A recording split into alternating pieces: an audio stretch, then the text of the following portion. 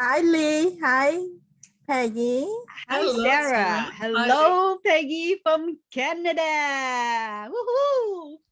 Well, not just Canada. I can't cover the whole of it, just like you can't cover the whole US. Welcome everyone to our Thriving Conversation. The theme of this month is about gratitude, blessing, faith, all the good stuff, all the stuff that fit right into the theme of Thanksgiving. It's a good idea. So without further ado, I want to thank Sarah for inviting Peggy to be here. And Peggy have a very interesting career and lots of great story to tell us. So welcome, Peggy. Thank you. I'm really happy to be here. This was a really lovely thing to be invited to your podcast. Thank you. We're excited. We're excited. Yes.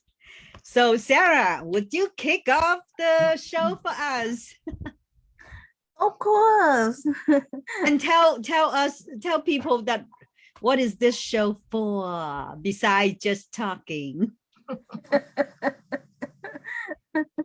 Okay, we may have some new viewers.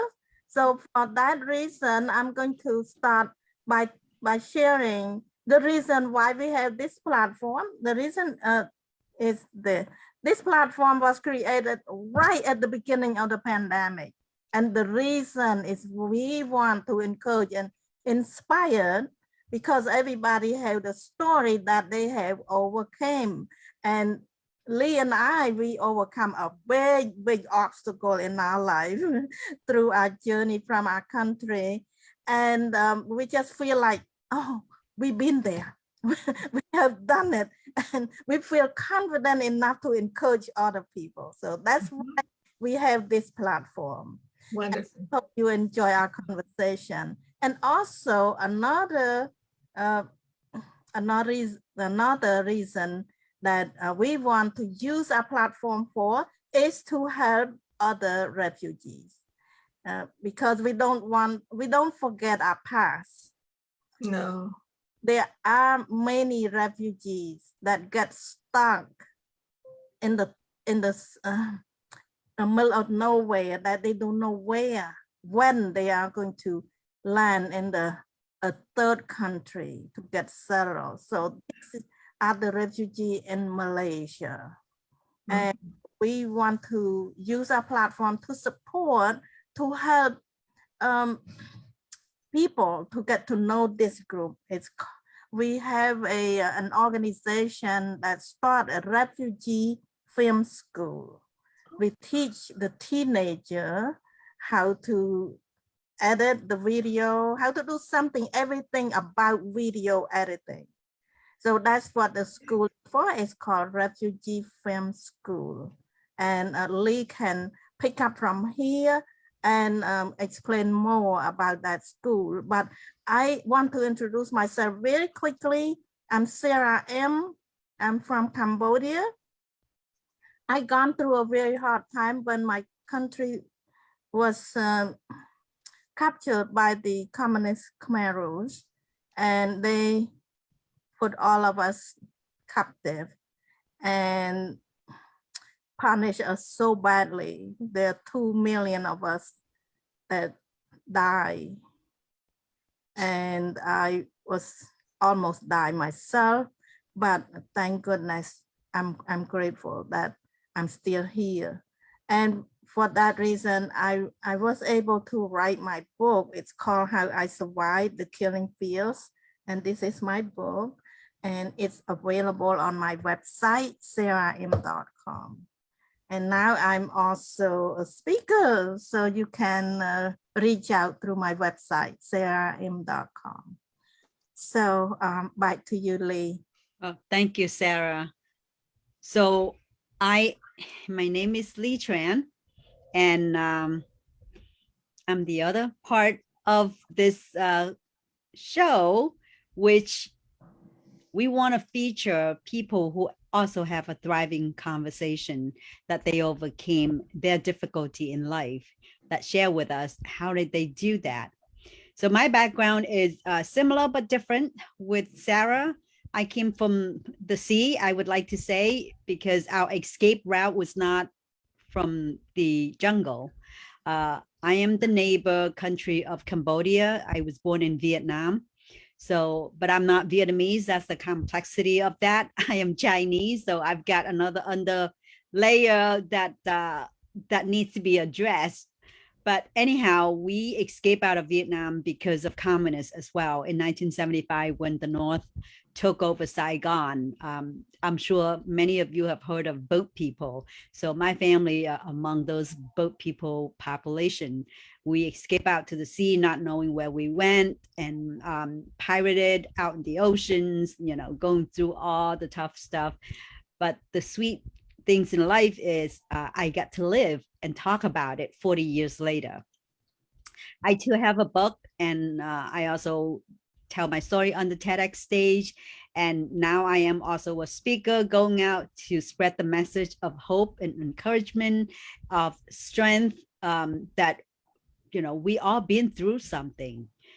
What are we going to do about learning from those lessons to move forward? That's the more important part. So what happened is we got connected with Refugee Film School, and this is where I see many of those teenager refugee as myself 40 years back, who also work very hard to help their families. And this is a great chance for them to earn a living a little bit to help their family, or if people want to donate, please feel free to go to refugeefilmschool.com.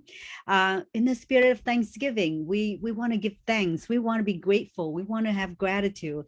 What a better way is to help refugee across the globe, having an extra meals or having something to comfort them, knowing that someday, not now, someday they will be normal, just like everybody else. So that's why this platform is to use to sponsor that. But anyhow, our focus today is on our special guest, who's the shining star, Peggy Kayne. And I read a little bit about Peggy's story and what she does and why she does what she does right now is very fascinating. And I'm gonna let Peggy introduce herself and maybe tell a little bit about her story. But first of all, I want to thank you for doing what you do, Peggy, because I am sure lots of immigrants and refugees are grateful for your service. That's all I'm gonna say, but I'm gonna let you take the mic and start introducing yourself. Thank you so much. Well, my name is Peggy Kayne, and I'm from Edmonton, Alberta, Canada. So if you don't know where that is, get out your map. It's just kind of south and east of Alaska. Quite a ways south, quite a ways south. We don't feel like we're way up there, but very warm. No, not exactly. We do in have the heart. on the ground. In the heart. Our hearts are warm, yes. But our ground is quite cold right now. But that's the season. And we kind of expect it because we're moving into the Christmas season anyways. Anyways, I was born into a family with 6 children, and we were quite poor. We didn't know we were poor all the time, but we associated a lot with our church friends and other people around us and had, you know, a good family and all. But I found that I was interested in different things than some of the other people around me. And I ended up graduating from university, and I took a degree in speech therapy. And back then I could have used it, but now I can't really use that degree per se because I need to have a master's. Anyway, so I made my own pathway through it all to find something to do. I did teach kindergarten, and I taught deaf children. And then I had a stint in kindergarten where I ended up with 32 and 35 children in a day in kindergarten class. And I was completely unable to go on. And I started looking for another job. I got another teaching position, but it was not much better. It had 6 children out of 18 children that were just so difficult and never on task. And I said, I have to get out of here. So I took a leave of absence, went looking for a job, looking for ideas or something, and ended up taking my car into a lube station to get the oil changed. And the man who served me might even have been Vietnamese, because it was during that period of time. And he couldn't speak hardly a word of English. And I'm sure he had been through a little bit of training, but I understood not a word he said. And I said, pardon me, thank you. What? Oh, thank you. And walked on to pay my bill. Before I got to the cash till, I had this striking, illuminating idea. I can teach those people how to talk.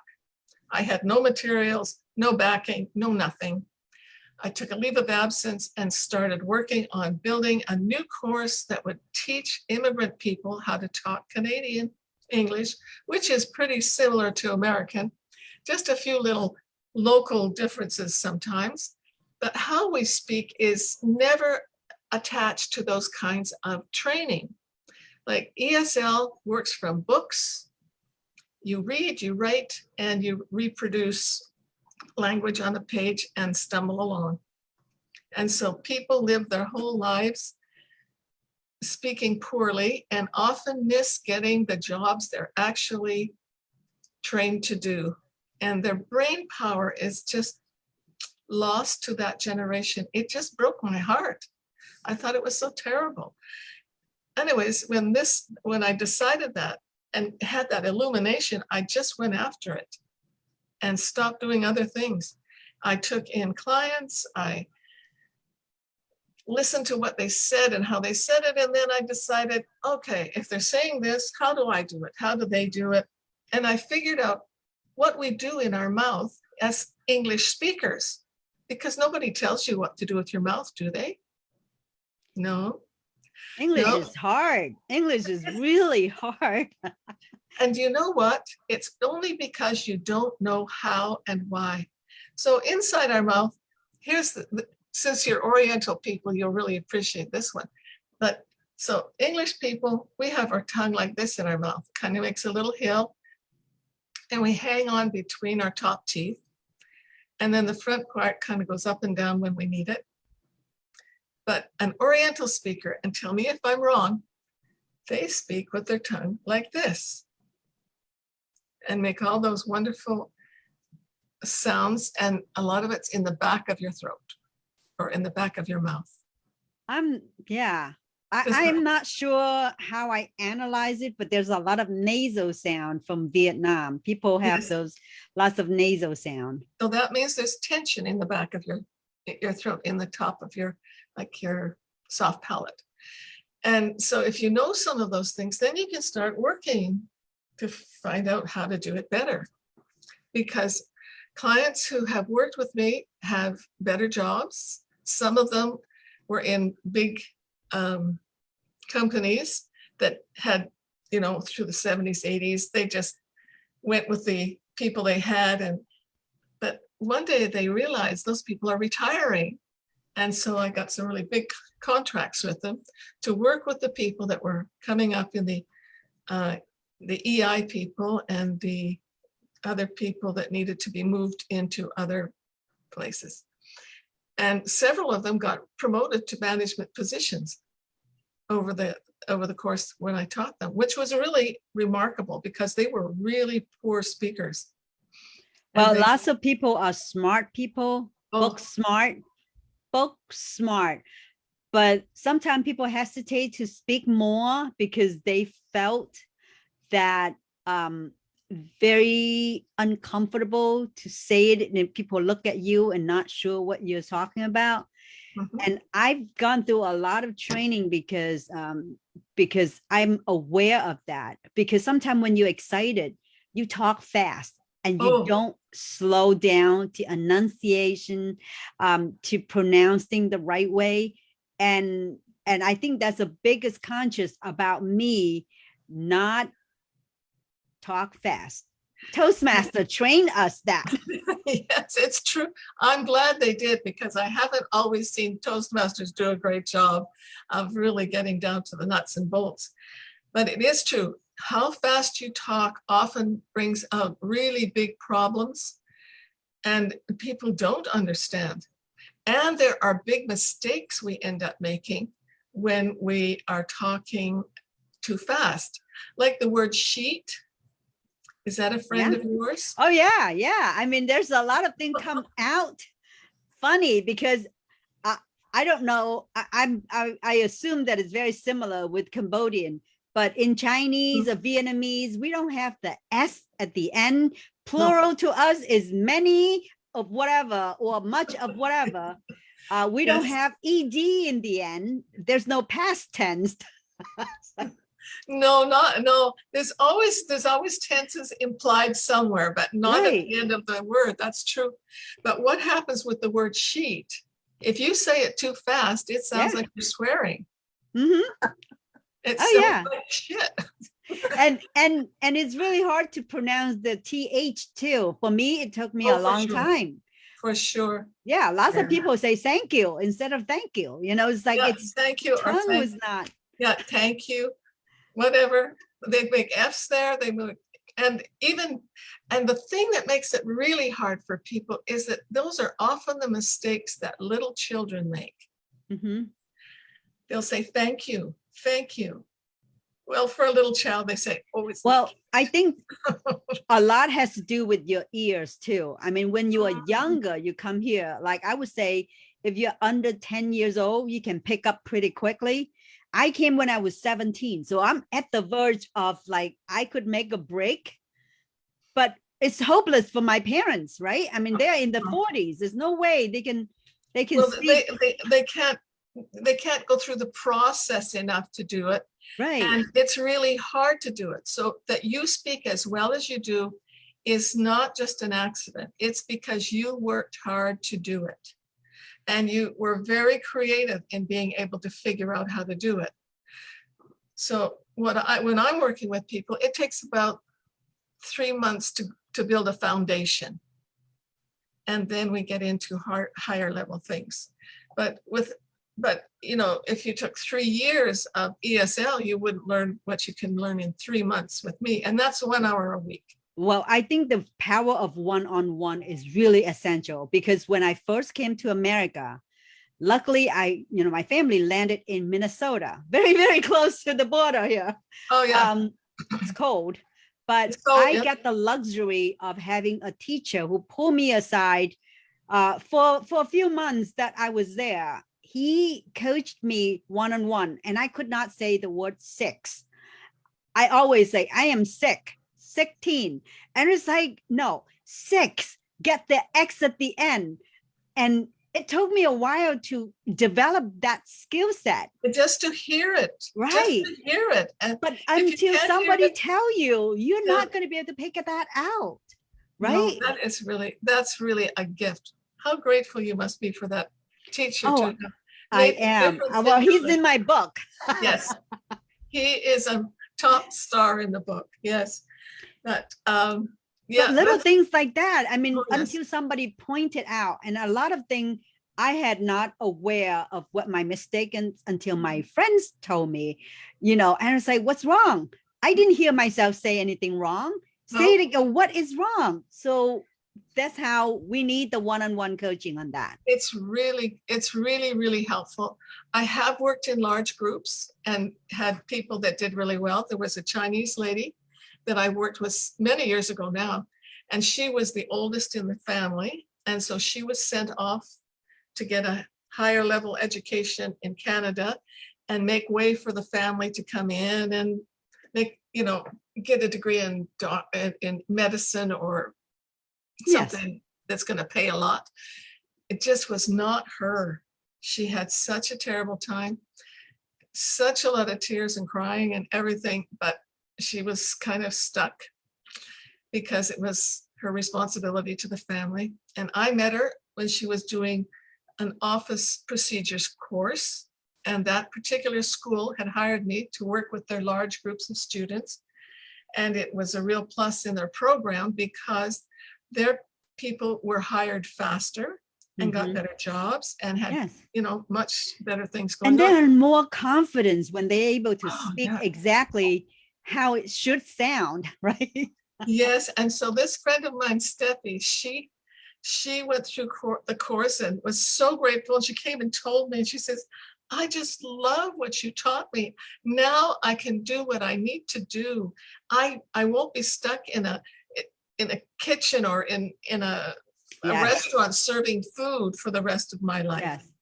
And so she was able to get other training, and she has become several times over the highest earning jewelry shop in Canada. Wow. And many times over, she'd work up from different companies, and she'd still get up to the top. Like, she was a wonderful saleswoman. And Well, she loved jewelry, and then she could what- do it. It was so great. What you are teaching is not the speaking skill. What you're teaching is the confidence skill, the confidence that people built.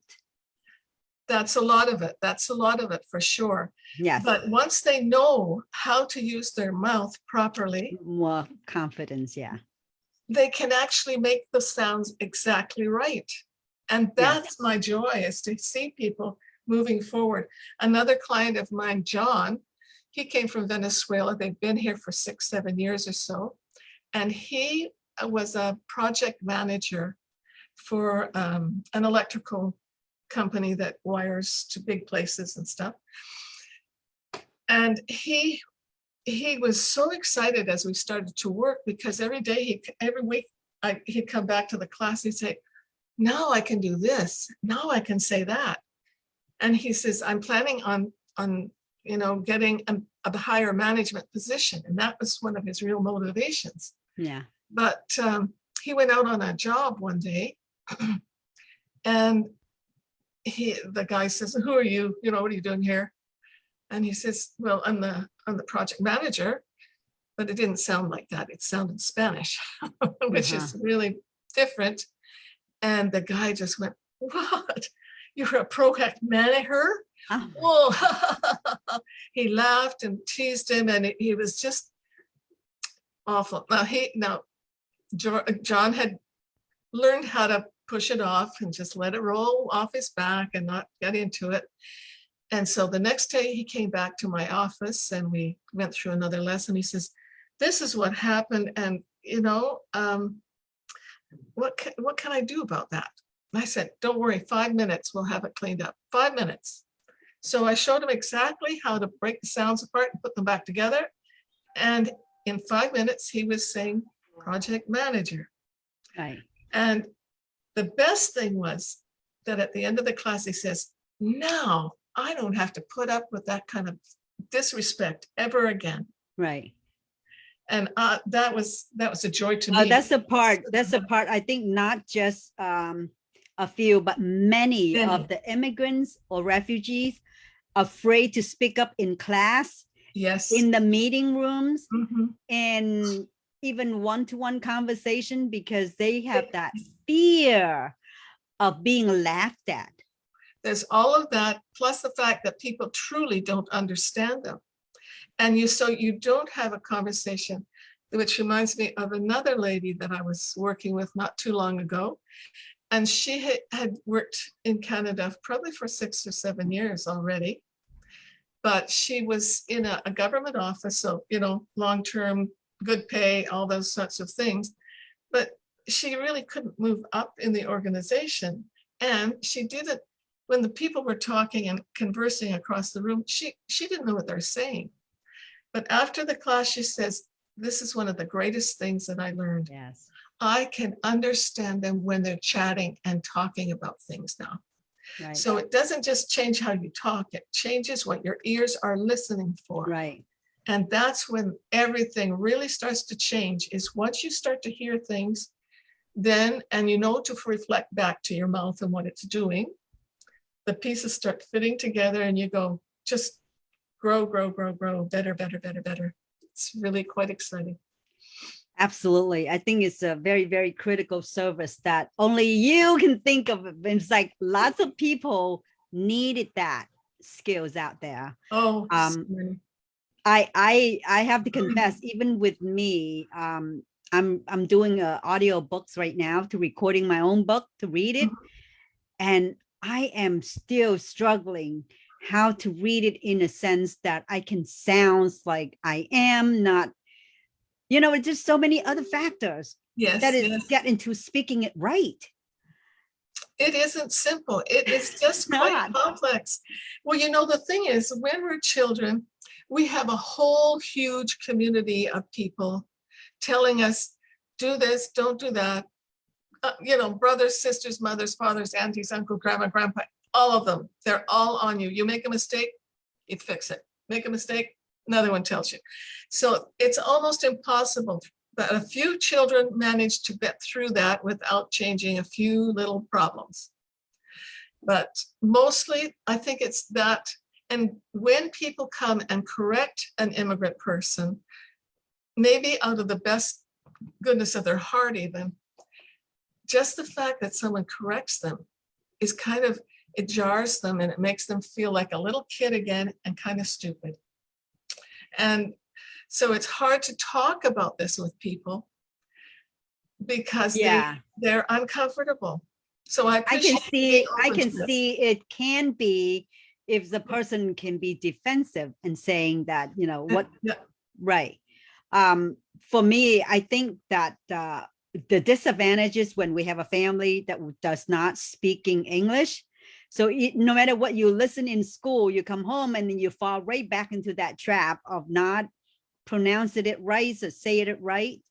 And I know that lots of professional people, like you said, have advanced their career, but really nervous standing in front of a group talk. I mean, my husband is one of them. I mean, he's an engineer, he trained people, but he came from a background that he's Vietnamese, but he learned French when he was little. So now he speaks English with a very thick French accent. And it's complicated with the Vietnamese and French accent. Yes, that's true. Well, the thing is, go ahead.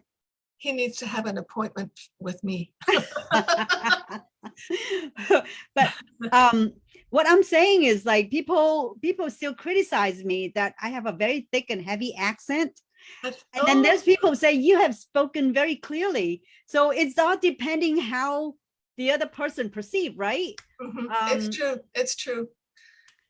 It's not just one way, and like different people hear things differently. Some people have, like my mother would think that somebody had a really heavy accent, and I'm going, oh, they're really good. Oh, but you don't know them. So she just didn't hear the way that I did or some other people did. And like you and I, you were able to get through the hoops of learning to speak really well, whereas some people of your generation are still struggling. And it has, I think we acknowledge and make an effort. I make a lot of effort. Like sometimes I read the book and I actually reading it out loud so I can listen to myself and pay attention where the S and the ED and all the, consonants where it sounds. But when you talk fast, like when I'm get excited, I talk fast and they're just like to go back to square one. Yeah, that's right. That's probably one of the big things that you have to be watching is not to get excited about what you're doing and then speed up, because what happens when that's hard. Well, yes, I'm sure it is. But when we speed up, instead of having separate words, we get words. We squish words together. Yes. And it's done differently in different languages. Right. And which words do you put together makes a difference. So it's quite predictable once you know what it's going to do. But like for us, if we're going to say, how do you do? We don't usually say, how do you do? We say, how do you do? So which of the sounds are missing there? Do you know what's left? I'll tell you what's left. How do you? How do you? That's how do you. Right. How do you do? Well, I don't have particularly problem with saying simple words, but for me, a string of big words that put together, that's where I get stumble. Oh, I'm sure that's true. I think I would be in exactly your place too if I didn't have English as my. But I think, you know, it is cute to have an accent sometime because, you know, guys with French accent, you go, ooh, ooh, you know, all this kind of thing. Or foreigner with a good accent. It is great to have an accent, but it's horrible if you cannot get your message across so people cannot hear it. Oh, yes. That's when we need help. Oh, yeah. Yeah, it's true. And a little bit of help at the front end makes a big difference at the end of things. Mm-hmm. And one of the big problems I notice is that people don't know what to do with final sounds, and you don't even hear all of them. Right. We do some really funny things. So when we say, I can't go, where's the T? I can't go. Right. Well, where is the T? Yeah, Did you hear I it? know you swallow it. I can't go. That's I know that's what people say, but it's not exactly what we do. The do Right. is that we stop on top of it. Our Right. tongue pushes into the T, Right. and everything in our body right in the middle stops. And it makes the voice go up a little bit. And Right. there's a space of time and sound, and we know what it is because we know. I can't go. Right. Go comes out clear. Right. So there's little rhythm patterns like that that really are difficult for people, but quickly are resolved when people follow my directions. Yeah, I'm saying that you just need somebody to tell you exactly what you did wrong, and then you will remember. Like one of my friend in college, when I first came to America, I cannot say chemistry. I say chemistry because I put the accent in the middle instead of the Because you front. know the word mystery. Well, because I think I pronounce it like French too, because I did have a little bit of a French Yes. background too. So it was like, you know, and I didn't know where to put that accent. And she pulled me and she's like, chemistry, you know, it's like, and I will never, ever forget it. All I need is somebody to tell me, what did I do wrong? Because when you don't know what you do wrong, you just don't know. You just keep doing the same thing. Exactly. And I've seen that so many times, people with such good intentions, you know, but if you don't know, I met a lady from Africa the other day, and she was telling me she was a chemical engineer. And you know what that is? The only thing that's wrong is what was wrong with your chemistry. Stress on the wrong syllable. How did she say it? Chemical. Oh, chemical. Yeah. Chemical. Right. And so you get nickel, like nickel. Right. And it was Yes. like, I had to think for a minute, because if she hadn't said Right. engineer, it would have taken me longer. I think engineer, okay, what goes with engineer? Right. And this engineer and this engineer and this, Yeah. oh. It would chemical. save a lot of time if people say it in a standard or correct. I mean, that's going to be hard for people all over the world to be exactly have the same pronunciations or things, right?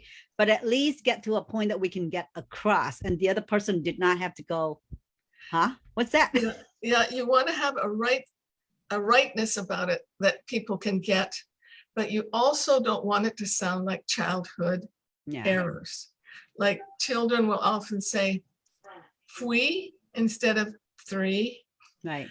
Like you don't want to have those kind of errors coming up, because sounding so young is not very uplifting to your character. So what is your service? Do you have group coaching? Do you have, you know, how do you do that? I do a lot of one-on-one right now, but I'm working on getting some groups going.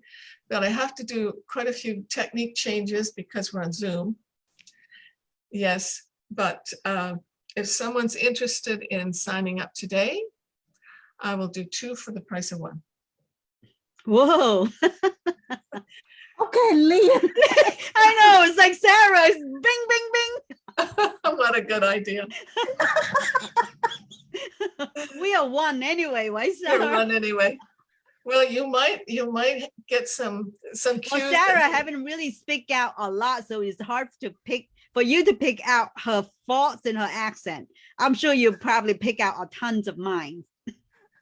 Well, a few of them, yes. I haven't heard them all, but you have definitely an ability to interact and be understood. Well, 41 years is a long time. Yes, absolutely. But the thing is that the better you get, the better they want you. Yes. If you're just a new immigrant and you're just a new immigrant, oh well, voila. But if you never get better, it's a weight on other people sometimes. Right. It's not that people always dislike immigrants. It's that some of the work that an immigrant might be responsible for bounces back onto the American counterparts and colleagues to interpret and be responsible for being And understood. it's frustrating, not able to get the Yeah. message across. Mhm. Not Yeah, just for the listener, but for the person who's speaking about it too. oh, yes. Oh, yes. Yeah. Both of them have a problem, and it's not. And one thing that happens too, there are tones in languages that make people sound very arrogant in the English format. Yes.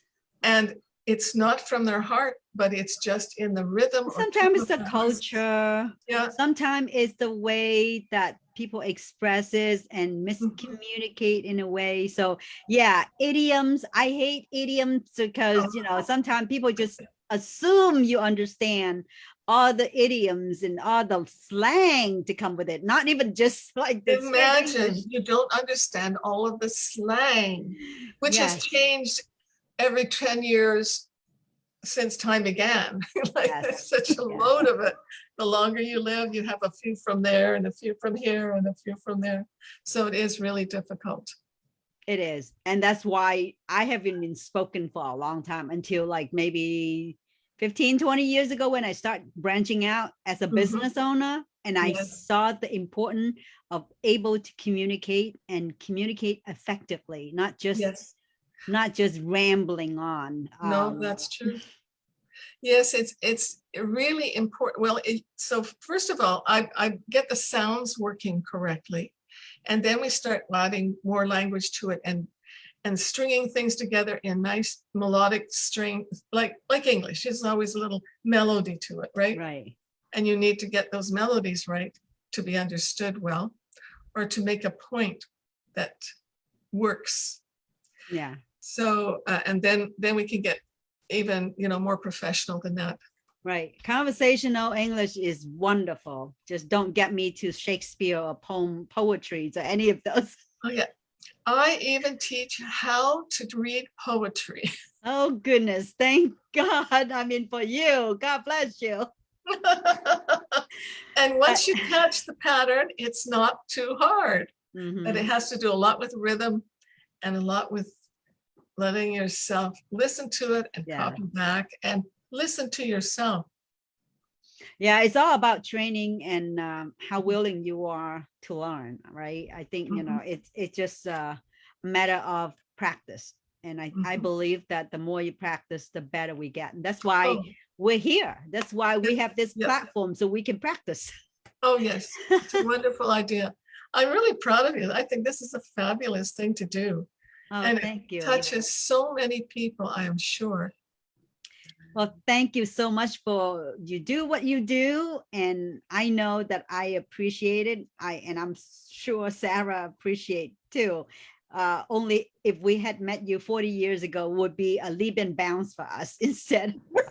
It was a slow road. It was really a slow road. And I have to say the first 6 months that I'm in America, thank goodness we landed in a place that was no any of my own kind. It's all English people. So it kind of forces me to say and to listen and to watch TV and to listen and to talk. Yes. So that was very fortunate for me personally. Oh, yes. Oh, yes, I agree. That Yeah. is a great fortune. And people in smaller communities tend to come and help more too. When you get into a bigger community, you're just part of the crowd, sort of. Yeah. You don't get the Mhm. same attention. What Yeah.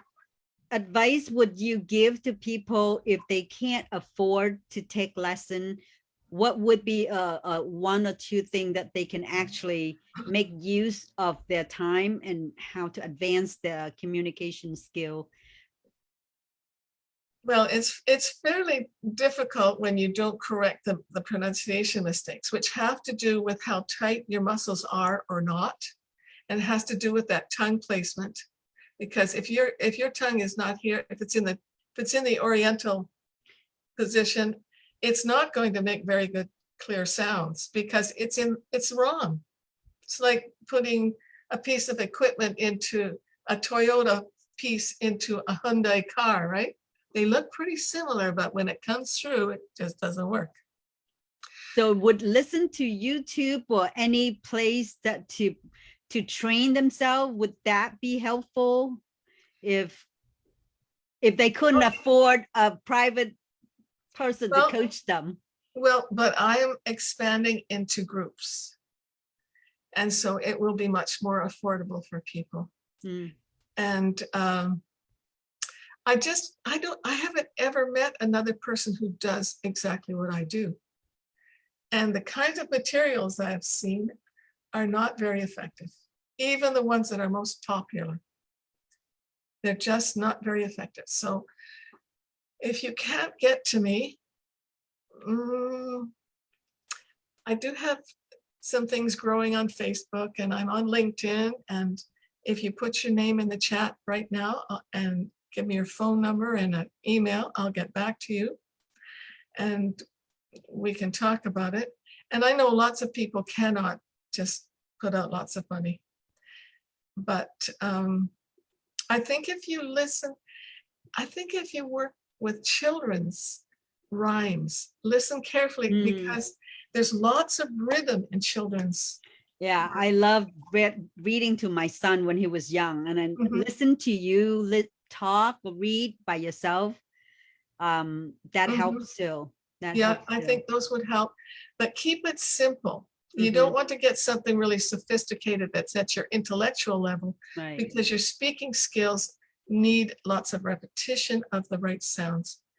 And listen to yourself. So if you listen to a tape with a book, and then get a paragraph you like, and then tape yourself and listen to the one that was professional, listen to yourself and notice where you're making mistakes. Right.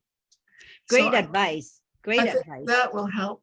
And I know that ending sounds are really one of the big things. And so that's why your tongue needs to be in the right position. So when you make a t sound, you're hanging on here, well, your tongue goes so it's stuff like that. But if you listen a lot to tapes and things like that, I guess it's not tapes anymore. I've been around the Do we still use tape online anymore? I don't know. It's hard. Are you muted, Sarah? Right now it's podcasts. A lot of people listen to podcasts. So yeah. But anyway, yeah, I think that's great advice. And I did plenty of that. I always record myself and listen to myself. And that's the hardest thing, to listen to yourself or to watch yourself when you're speaking. And I'm developing a very thick skin to start doing more and more of that. But what a great advice. Thank you so much, Peggy. You are welcome. And I see, as I watch you talk, you do the right things with your jaw. So much of the Oriental languages, you open for every syllable. And so your jaw is going like this all the time. So it doesn't work very well in English. Everything comes out the same size and people go, what? Because the rhythms often tell us what word it is. So that might be something, is to see if you're copying the rhythms of some of the words. And that's why you go back to little poems that have lots of repetition. Beautiful. Well, thank you so much for spending your evening with us, and we really appreciate it. So if people want to reach you, how can they find you? Would you like me to put my information in the chat here? You can put it on the Facebook group. On the Facebook, when we finish, when we finish, you can go to the Facebook and you put your information below the video.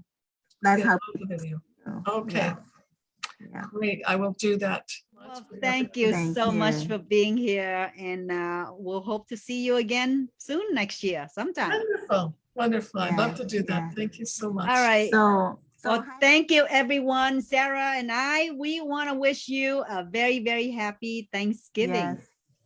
yes, happy too. Thanksgiving. Happy Thanksgiving. Okay.